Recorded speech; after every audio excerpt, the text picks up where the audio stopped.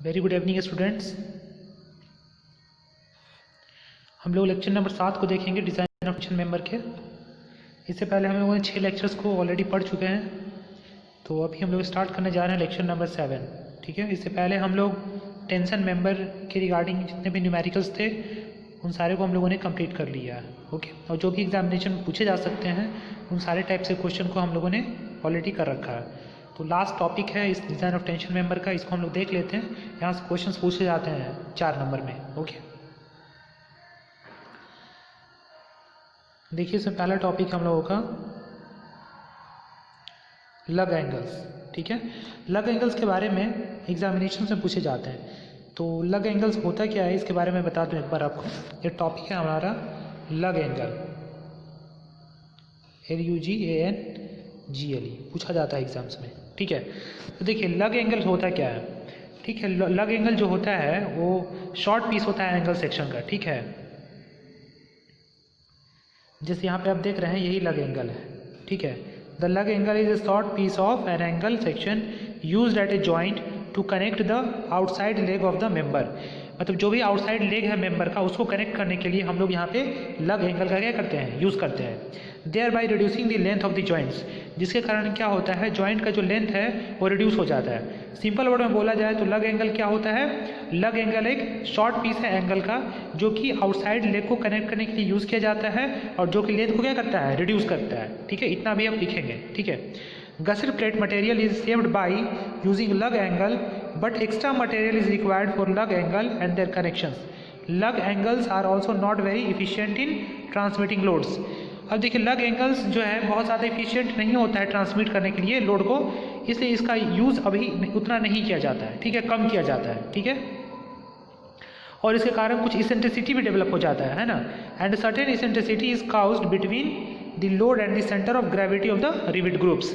मतलब जो लोड है और सेंटर ऑफ ग्रेविटी जो है रिवेट ग्रुप का, उसके बीच में कुछ इसेंट्रिसिटी हो जाता है। इसेंट्रिसिटी आप लोग समझ रहे होंगे, मतलब सेंट्रोइडल एक्सिस से कुछ डिस्टेंस होने के कारण वहाँ पे मोमेंट क्रिएट होता है। ठीक है, नेक्स्ट है द यूज़ ऑफ लग एंगल इज देयरफॉर, जैसे कि मैंने आपको बताया लग एंगल का यूज़ उतना नहीं किया जाता है ना।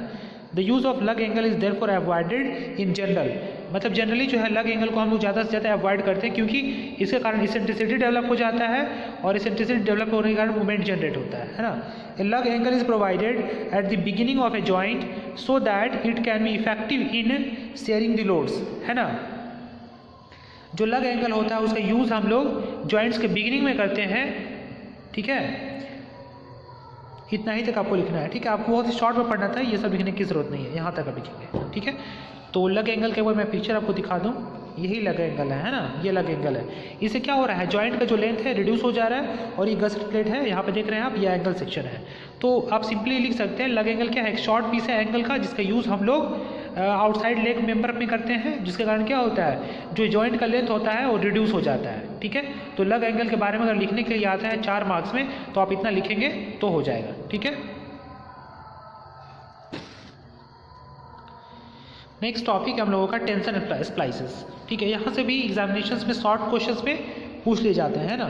तो टेंशन स्प्लाइसेस के बारे में मैं एक बार बता दूँ। पहले स्प्लाइसेस के बारे में मैं एक बार बता दे रहा हूँ। जैसे कि आप सभी देखे होंगे कि मान लो जो हमारा मेंबर है, एक मेंबर है जिसका लेंथ यहाँ पे L1 है ना। अब इसके साथ में कोई अनदर मेंबर को क्या करना है, जोड़ना है। मान लो कि कोई अनदर मेंबर को जोड़ना है तो जनरली हम क्या करते हैं, यहाँ पे स्प्लाइसिंग कभी यूज़ करते हैं। ठीक है ना, मतलब एक मेंबर को इसके ऊपर रख दिए और उसको रखने के बाद में फिर हम लोग बोल्ट से कनेक्ट कर देते हैं, है ना। तो इस तरीके से हम लोग स्प्लाइस करते हैं, इसको हम लोग टेंशन स्प्लाइसेस कहते हैं। ठीक है, मतलब 2 मेंबर को एक दूसरे पर रख करके उसको जोड़ते हैं। ठीक है, जैसे कि आप लोग देखे होंगे जब घर बन रहा होता है या जो कोई भी RCC स्ट्रक्चर होता है तो वहाँ पर जो रिइंफोर्समेंट होता है, तो मान लो कि रिइंफोर्समेंट का स्टैंडर्ड लेंथ है 10 मीटर, है ना। मान लो कि ये 10 मीटर है, अब हमको 20 मीटर का हमको रिइंफोर्समेंट चाहिए। तो 20 मीटर के लिए हमको क्या करना पड़ेगा, एक अगला रिइंफोर्समेंट जिसको हमको क्या करना पड़ेगा, यहाँ पे जा करके ऐड करना पड़ेगा। तो इसके लिए भी हम लोग लैपिंग करते हैं। ठीक है, तो इसके लिए भी हम लोग स्प्लाइसिंग करते हैं। तो ये सारी चीज़ें हैं स्प्लाइसिंग के रिगार्डिंग्स में, है ना। तो जैसे देखो यहाँ लिखा हुआ है splice in tension member are used to joint 2 section when a joint is to be provided, है ना। मतलब टेंशन मेंबर स्प्लाइस क्यों यूज़ किया जाता है, टू ज्वाइन टू सेक्शन, दो सेक्शन को ज्वाइन करने के लिए, ठीक है। That means these replace the member at the joints where it is cut, where a splice occurs in an angle, channel, T or joint section. The force is abstracted from the section through the connection on one side of the joint and is transferred to the splice covered sections, ठीक है।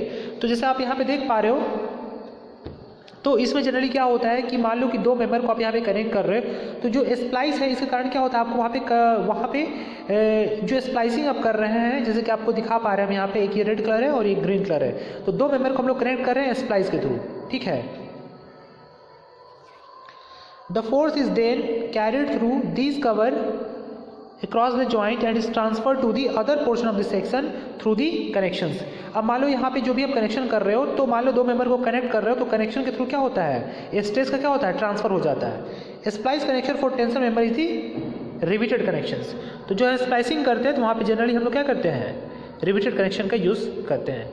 तो यही एक short question में पूछ लिया जाता है, बहुत ज़्यादा इसके बारे में आप लोगों को नहीं पढ़ना है, बट जनरली हाँ क्वेश्चन यहाँ से पूछ लिए जाते हैं। टेंशन स्प्लाइसेस क्या होता है, टेंशन स्प्लाइसेस का यूज़ कहाँ पे किया जाता है, और इससे पहले जो भी हमको पढ़ा है लग एंगल्स के बारे में, तो लग एंगल्स क्या होता है, जैसे कि मैंने बताया लग एंगल एक एंगल स्पीच होता है, इसका यूज़ हम लोग क्या क्यों करते हैं, जॉइंट जो लेंथ ऑफ जॉइंट होता है उसको रिड्यूस करने के लिए, ठीक है। और टेंशन स्प्लाइस हमको बता दिए कि दो मेंबर को कनेक्ट करना है, तो वहाँ पे क्या करते हैं हम लोग, वहाँ पे टेंशन स्प्लाइस का यूज़ करते हैं, ठीक है। ये शॉर्ट टॉपिक्स था जहाँ से 4-4 मार्क्स से क्वेश्चन पूछ लिए जाते हैं आपके एग्जामिनेशंस में भी, टेंशन स्प्लाइसेस के बारे में और लग एंगल्स के बारे में पूछे गए, इसलिए मैंने इस क्वेश्चन को आपको बताया। सो आई होप कि ये दोनों टॉपिक्स आप लोगों को समझ में आ गए होंगे, बिकॉज ये स्मॉल टॉपिक्स था, इसमें कहीं कुछ ज़्यादा लेंथी नहीं था, बट ये आपको इसके बारे में आपको जानकारी होना चाहिए क्योंकि एग्जामिनेशन में पूछे जाते हैं। Okay, so thank you students for watching this channel.